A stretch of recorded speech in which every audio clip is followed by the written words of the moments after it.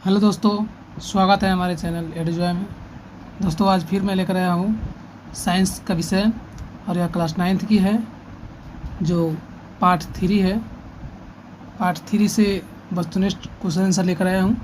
चलिए क्वेश्चन को सॉल्व करते हैं, देखते हैं कैसे क्वेश्चन है। क्वेश्चन नंबर फर्स्ट है, कार्बन डाइऑक्साइड के सभी नमूनों में कार्बन और ऑक्सीजन के द्रव्यमानों का अनुपात हमेशा 3:8 रहता है, जो किसके अनुकूल है, किस नियम के अनुकूल है? तो ऑप्शन का है पदार्थ की अनस्वरता का नियम, या ऑप्शन ख है स्थिर अनुपात का नियम, या ऑप्शन घ अपवर्त्य अनुपात का नियम, या ऑप्शन घ गैसीय आयतन का नियम। दोस्तों इसका आंसर होगा ऑप्शन ख स्थिर अनुपात का नियम। फर्स्ट क्वेश्चन का आंसर होगा स्थिर अनुपात के नियम के अनुसार ही कार्बन डाइऑक्साइड के जो अनुपात है कार्बन और ऑक्सीजन का, वह 3 और 8 के अनुपात में हमेशा रहता है। चलिए नेक्स्ट क्वेश्चन देखते हैं। नेक्स्ट क्वेश्चन है दूसरा नंबर क्वेश्चन, किस वैज्ञानिक के अनुसार परमाणु अविभाज्य होता है? किस वैज्ञानिक के अनुसार परमाणु अविभाज्य होता है? ऑप्शन क रदरफोर्ड के अनुसार, या डाल्टन के अनुसार, ऑप्शन ग में है प्राउस्ट के अनुसार, या घ में है बोर के अनुसार। तो दोस्तों इसका राइट आंसर होगा डाल्टन। जो वैज्ञानिक थे वही परमाणु सिद्धांत दिए थे। डाल्टन का परमाणु सिद्धांत पढ़े होइएगा, इसलिए 2 का आंसर ख नंबर होगा, ऑप्शन ख डाल्टन। डाल्टन के अनुसार परमाणु क्या है? अविभाज्य है। चलिए नेक्स्ट क्वेश्चन देखते हैं। तीसरा नंबर क्वेश्चन, क्वेश्चन 3 है, तत्व के वे सूक्ष्मतम कण जो मुक्त रूप में नहीं रहते हैं किंतु सभी रासायनिक अभिक्रियाओं में भाग लेते हैं, उसे क्या कहा जाता है? मुक्त रूप में नहीं रहता है लेकिन सभी रासायनिक अभिक्रिया में भाग लेता है, वह क्या होता है? अणु होता है, या नाभिक होता है, या परमाणु होता है, या पिंड होता है? दोस्तों इसका राइट आंसर परमाणु होगा। ग ऑप्शन सही है, इसका राइट आंसर परमाणु होगा। क्वेश्चन नंबर 4 को देखते हैं। 4 है, निम्नलिखित में कौन एक परमाणु अणु के रूप में रहता है? हाइड्रोजन रहता है, या क्लोरीन रहता है, या ग में है सल्फर रहता है, या आर्गन। एक परमाणु के रूप में जिसमें सिर्फ एक परमाणु हो। तो दोस्तों इसका राइट आंसर होगा ऑप्शन नंबर घ, आर्गन जो है एक परमाणु अणु है, आर्गन, इसलिए इसका आंसर आर्गन ही सही होगा। चलिए क्वेश्चन नंबर 5। क्वेश्चन नंबर 5 है, तत्व ए और बी की संयोजकता है क्रमशः 3 और 2 है। इन तत्वों के संयोग से बने यौगिक का सूत्र क्या है? तो इसका फार्मूला होता है, उस फार्मूला के अनुसार क्रॉस मल्टीप्लाई करके गुणा किया जाता है। जैसे यहाँ पे ए हो जाएगा और यहाँ पे बी हो जाएगा, और यहाँ 3 है और यहाँ 2 हो जाएगा। इसको क्रॉस मल्टीप्लाई गुणा कीजिएगा तो क्रॉस मल्टीप्लाई गुना कीजिएगा तो 2 पहले आ जाएगा और 3 बाद में, इसलिए इसका आंसर ऑप्शन ख आंसर सही होगा। A2B3 इसका सूत्र होगा इस यौगिक का। क्वेश्चन नंबर 6 है, सोडियम फॉस्फेट का अणु सूत्र होता है क्या? सोडियम फॉस्फेट का अणु सूत्र क्या होता है? ऑप्शन क Na2PO4, या ऑप्शन ख Na2PO4, या ऑप्शन ग Na3PO4, या ऑप्शन घ Na2PO4 का होल थ्राइस। दोस्तों सोडियम फॉस्फेट का अणु सूत्र होता है, ऑप्शन ग में जो आंसर है ऐसे ही है, Na3PO4 होता है, Na3PO4। नेक्स्ट क्वेश्चन है क्वेश्चन नंबर 7। चलिए क्वेश्चन नंबर 7 को देखते हैं। क्वेश्चन नंबर 7 है, एवोगाड्रो स्थिरांक का मान होता है क्या?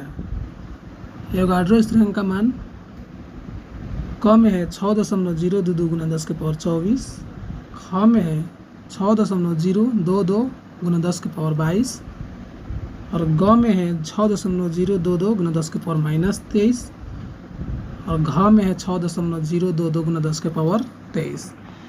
दोस्तों इसका राइट आंसर होगा ऑप्शन नंबर घ, 6.022 गुना 10 की पावर 23। चलते हैं नेक्स्ट क्वेश्चन पे। Question number 8। क्वेश्चन नंबर 8 पढ़िएगा। मानक ताप एवं दाब पर किसी गैस के 1 मोल का आयतन कितना होता है? क में है 11.2 लीटर, ख है 22.4 लीटर, और ग है 100 लीटर, और घ 22.4 मिलीलीटर। तो इसका आंसर सही होगा दोस्त, 22.4 लीटर होता है मानक ताप एवं दाब पर, STP और NTP पर 22.4 लीटर होता है। चलिए नेक्स्ट क्वेश्चन पे चलते हैं। क्वेश्चन नंबर 9 है। क्वेश्चन नंबर 9, सोडियम का परमाणु द्रव्यमान 23 है, तो 46 ग्राम सोडियम में मोलों की संख्या कितनी होगी? तो 46 में 23 से भागा देंगे, 2 बार में कटेगा, इसलिए इसका ग आंसर सही होगा। 23 द्रव्यमान है परमाणु, इसलिए 46 ग्राम सोडियम में मोलों की संख्या 2 होगा, इसलिए ऑप्शन ग सही आंसर है इसका। चलते हैं नेक्स्ट क्वेश्चन पे। क्वेश्चन नंबर 10 है। आणविक द्रव्यमान 120 वाले यौगिक का सरल सूत्र CH2O है, तो यौगिक का अणुसूत्र क्या है? तो दोस्तों जिसका द्रव्यमान 120 है और उसका सरल सूत्र दिया है CH2O, तो इसका ऑप्शन ख सही होगा।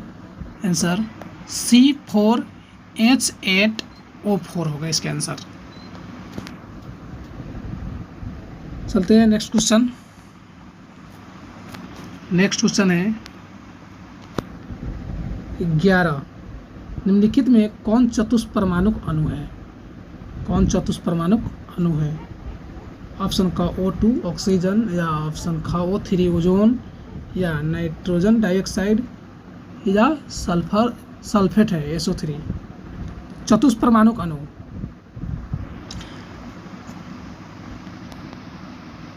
तो इसमें दोस्तों ऑप्शन जो घ है इसमें चतुष्परमाणुक अणु है। ऑक्सीजन का 3 और सल्फर का 1 अणु मिलकर टोटल 4 अणु है इसमें, इसलिए यह 11 नंबर का घ सही है। चतुष्परमाणुक अणु कौन है? SO3।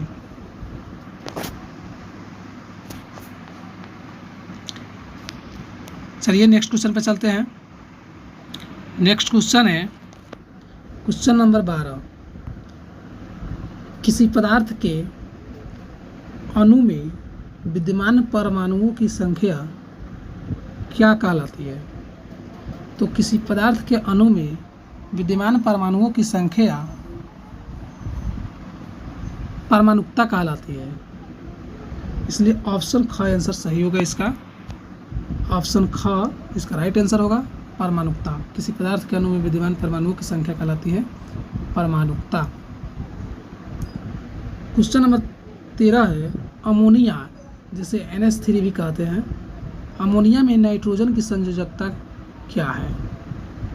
तो NH3 है और इसमें नाइट्रोजन की संयोजकता पूछा जा रहा है, तो क्रॉस मल्टीप्लाई वाला अभी भी पिछले वाले क्वेश्चन में बताया है, तो क्रॉस मल्टीप्लाई यहाँ नाइट्रोजन होगा। देखिए यहाँ नाइट्रोजन लिख देंगे, यहाँ हाइड्रोजन लिखेंगे, तो NH3 है। इसका मतलब है कि नाइट्रोजन के संयोजकता 3 है और हाइड्रोजन का 1 है, तब इस तरह क्रॉस मल्टीप्लाई गुना होता है, तो N की जगह पर 1 चला जाता है और H में 3 लग जाता है, इसलिए नाइट्रोजन की संयोजकता 3 होगी। अतः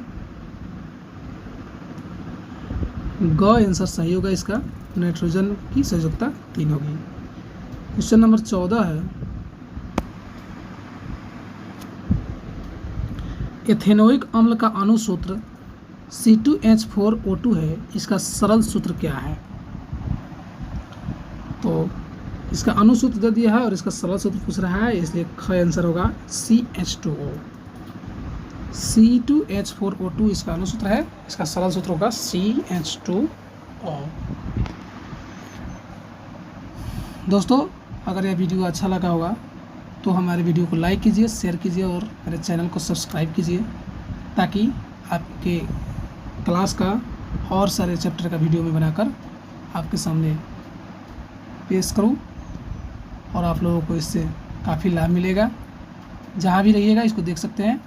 अगर आपको वीडियो स्लो लग रहा होगा तो इसकी जो प्ले बटन पे जाकर वहाँ पे कॉर्नर पर दबाइएगा और प्ले स्पीड बढ़ा दीजिएगा, 2 गुना करके देख सकते हैं, 1.5 गुना करके देख सकते हैं। चलिए धन्यवाद दोस्तों, फिर मिलते हैं अगले वीडियो में।